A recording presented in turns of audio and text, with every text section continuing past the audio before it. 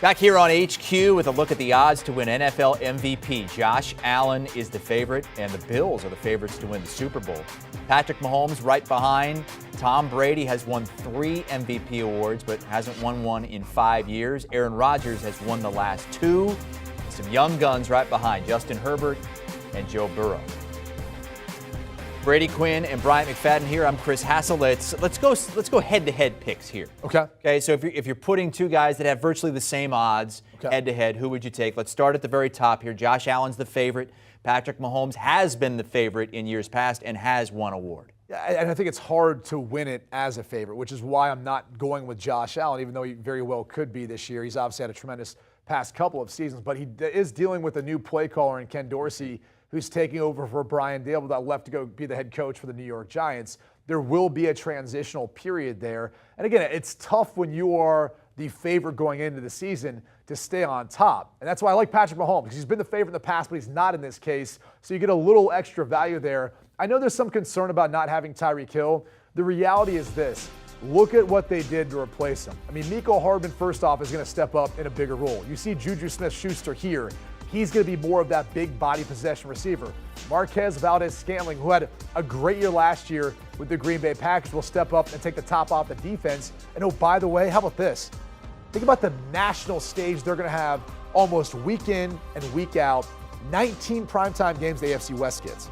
That's how many primetime games. So they're going to have many opportunities to showcase themselves and really showcase his skill set, B-Max. So I love Patrick Mahomes in this spot, and it's kind of weird to see him as number 2 because, to me, he's still the most talented quarterback, and I trust him and Andy Reid to still be able to put together quite the potent offense. In a league, by the way, that has so much other offensive firepower, could be a lot of shootouts in the AFC West, too. That's going to help the stats.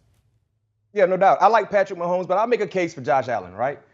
When you look at the talent, he might be one of the more talented quarterbacks in the National Football League. It's not just about his arm, just the athleticism. We saw 6 rushing touchdowns from him a year ago. I can easily see him getting close to 10, which would be impressive, especially when it comes to this MVP category. Not to mention as a passer, when you look at what they've done to continue to add pieces around him. Adding Jamison Crowder is a huge, huge plus. Jamison Crowder is a prolific route runner. A lot of people overlook him because of the organizations he's been playing with. But this is a guy that can do dividends and do big-time things, pay dividends for this team and do big-time things for this offense, along with Josh Allen being his quarterback. You know about Stephon Diggs, and Gabriel Davis is now the new number 2. He has emerged to be a big-time playmaker for their offense, not to mention when you look at Knox at the tight end position and adding O.J. Howard, who is a talented guy. He just hasn't been able to find his stride because of injuries and because of inconsistencies. But I think if he can stay right and understand and get this offense down packed, he will help this offense as well. So me personally, I think you can take either guy, right? But I'll make my case for Josh Allen based on the talent, based on where he's going in his career, and along with how this team will do. Because we know one thing about the MVP is not just about the individual skill set, it's about the team as well. And we all would say, not saying that Kansas City is not the favorites, right? Won't be a favorite, but the Buffalo Bills has an easier task to be able to get to the promised land more so than Kansas City, especially when you look at their division, the AFC West. Definitely an easier road to hoe. Aaron Rodgers has not been the favorite either of the last 2 seasons. He has won the MVP each of the last 2 seasons. Again, not one of the 2 favorites, but he's right in their top 4. Let's pit him up against another guy who has 3 total MVP awards, and that's Tom Brady. I'm torn here because, honestly, I could go either direction. I would love to see Aaron Rodgers win back-to-back-to-back MVPs. I just think it would be one of the coolest things that – only Brett Favre has done it. Right. And you kind of look at that and you go, all right, another Green Bay quarterback. But even again, how it's all kind of come about, right? Like, it's been on the heels of them trading up to draft the first-round pick to replace him. And he's kind of throwing it right back in the face of the Green Bay Packers. Maybe a lot of people, too, want to keep using that narrative of, well, that's the motivating factor. Whatever the case may be, it would be fascinating to see that happen. I just have a hard time believing the media and all those who actually vote on the MVP are going to do it, even though Rodgers has played at such a high level. I personally want to see Brady do it because I don't know how many more chances we're going to get to see him play. This could be his final season, given his age and all that. And if he was able to win one at his age, which he turns, 45 this year, that would be unbelievable. Yeah, he won at age, I think it was age 40 with his last one, which was, we thought that was crazy then. And this would be even crazier. Like, you'd be looking at it saying no one will ever be able to surpass winning an MVP at 45 years old in the league. So I'm kind of rooting for Tom Brady to do it only because I think Aaron Rodgers is going to be around for maybe another couple years at least. Yeah, and I think Tom Brady will do it more so than Aaron Rodgers because the experience at the wide receiver position, when healthy, is safe to say the Tampa Bay Buccaneers have two number ones, right? Mike Evans, Chris Godwin. Of course, Chris Godwin is coming off that ACL injury, but they're saying he should be ready to go by the start of the season. So that should be a big-time plus. Adding Russell Gage from a divisional foe in the Atlanta Falcons is a huge pickup as well. Russell Gage can play football. A lot of people just don't know about his skill set because he was with the Atlanta Falcons. But getting him into the fold with Tom Brady is going to be huge. So I do believe Tom Brady is probably more likely because of the pass catchers. But I will say this, guys. If Aaron Rodgers repeats the numbers he did from a year ago, right, without Devontae Adams, man, Brady, he will have a legitimate case into getting another MVP award based on the skill set along with the stats. No doubt. I mean, the only thing I always throw back out there is, Tom Brady's old. He's 45, and he's still doing it. He needs to retire. He makes everyone look bad in the league because he's played at such a high level for so long that now when a guy like Aaron Rodgers is like, yeah, he said recently, I'm kind of playing retiring, kind of thinking about it a lot or think about it after each season. Everyone's like, well, what do you mean? He's not 40 yet. Yeah, what is he, 8 years younger than Tom Brady? Like 6 something years, like that? but still, everyone's like upset about it. Let's talk about some guys who are at least a decade away from even thinking about retiring, maybe even 2 decades the way things are going right now, and that's Justin Herbert and Joe Burrow. Herbert's 12-1, Burrow is 13-1. Burrow with the stunning ascension last season. Herbert is a guy that has all the talent.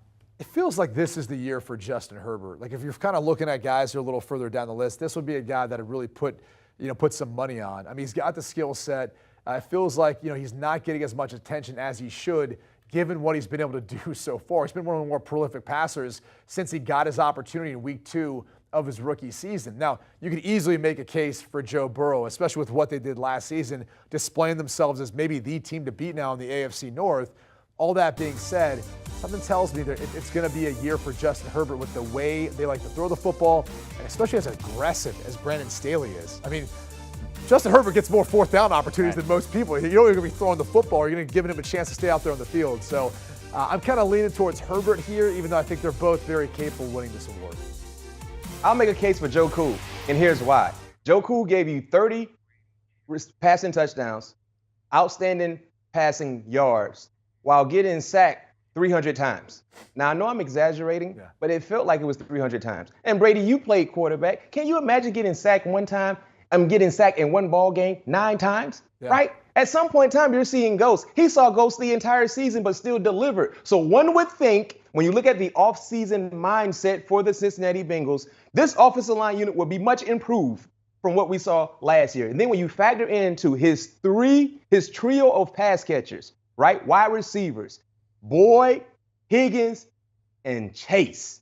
And then if you add in Hayden Hurst, who I believe is going to have a huge year, especially within this offense and along with the wide receivers that I mentioned that will take pressure off his plate, he is going to deliver. So I think with the offensive line improvement, knowing the skill set that Joe Cool Burrow has, along with the wide receivers, and that offense is catered to throwing the football, I side with Joe Cool Burrow and having a more legit case to win the MVP. I like Justin Herbert, don't get me wrong. I can make a case for Justin as well, but I just go Joe Cool because I think the offensive line would be better, and if they are, he's going to do big-time numbers, much better than what he did last year. I hope they're better. I mean, that was awful last year at times. No kidding. MVP look-aheads right now with Brady, Quinn, and Bryant McFadden. BMAC's pick Josh Allen, Brady's pick Patrick Mahomes, but for value, for maybe a long shot to win it, who do you like? I mean, really long shot we're talking. Kyler Murray's an interesting one to me because he's gotten better and better and better each season. Now, he's not going to have DeAndre Hopkins for those first 6 games, but I also think that maybe makes the case for him if they play well and if they get off to a good start, which has traditionally been what they've done. Now, you'd like to see him cut down some of the interceptions, and he's going to have to use his legs as part of that component of what's going to lead to it. But there's no reason to think that he shouldn't take that next step. They're probably going to give him that contract extension that he's looking for, so he'll be satisfied and happy, and he can just focus on playing football. But, BMAC, I think there's a lot of guys you can kind of throw in the mix for this, but Kyler Murray is one to me that I believe in, and I think they might be able to excel a little bit too once they get Hopkins back. Well, I tell you this much: if Kyler Murray does anything close to what you're talking about, oh my goodness, they better hope he's been paid already, because man, he's going to script everything off his social media handle if he's not paid and he does what you're expecting him or what you're saying potentially he could do. My long shot is, yes, it's a long shot. I go Jameis Winston, right? And the reason why I go Jameis is, number one, health. If he's healthy, right, looking at what he did last year, and those 5 games he played, the 5-6 ball games that he played for the Saints, I mean, he was doing big time things, and I think his numbers would have been, oh my goodness, it would have been spectacular. But now he's coming off an injury. But then when you look at the personnel, he get Michael Thomas back. Jarvis Landry, who's been tearing up OTAs, is looking phenomenal. Talented Chris Olave, who they spent a first rounder on, and don't forget about Alvin Kamara as a pass catcher. I mean, this is an offense under the radar. No one is really talking about, but they have an opportunity, especially if the offensive line at the left tackle position, if they can do what they're supposed to do. This is an offense that will do numbers, especially if Jameis Winston is healthy. And you know, he's a gunslinger, and he got his eyesight fixed, and he's seeing things clearly now, much better than what he's done in years past. And I think we saw a glimpse of the type of player he could be a year ago before the injury. So he is my long shot to potentially get in that MVP category. Wow, 150-1 for Jameis Winston. What happens first, Brady? Jameis Winston wins MVP, or you eat a bratwurst? Jameis Winston's going to win the MVP. Oh, wow. Okay, well, this is a real deal then. 150-1. I need to put some more value there, baby. All right. Guys, thank you so much as we look ahead to MVP awards this upcoming season in the NFL as Aaron Rodgers goes for a 3rd straight. Bryant McFadden has you covered on all things covered with his cousin Patrick Peterson, who's heading into his 2nd season with the Vikings. Do you want a sports network that delivers everything that matters about the game? The highlights, the picks, the instant analysis, no yelling, no fake debates, no politics. Hit the subscribe button and never miss a moment.